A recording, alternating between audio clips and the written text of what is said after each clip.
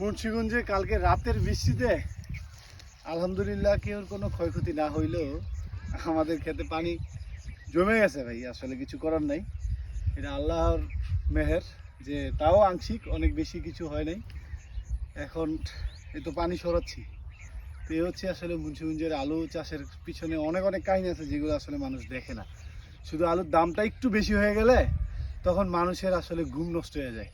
অথচ এই যে এত এত কষ্ট করে আলু উৎপাদন করি, এগুলো যদি সশরীরে এসে দেখেন, সারাদিন কাজ করার জন্য একটা লোক নিতে হয় 1000 টাকা, অথচ এসির তলে বইসেও মানে এমন অনেক মানুষ আছে যে 1000 টাকা রোজ কামায় না, মানে দিনে 1000 টাকা কামায় না। 1000 থেকে 1200 টাকা পার ডে একজন কামলা আমাদের ভাড়া করে আনতে হয়।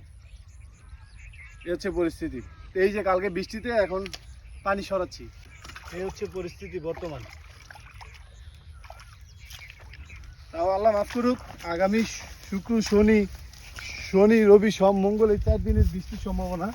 এখন ক্ষয়ক্ষতি না হইলেই হয়, বা বৃষ্টি না আসলেই ভালো।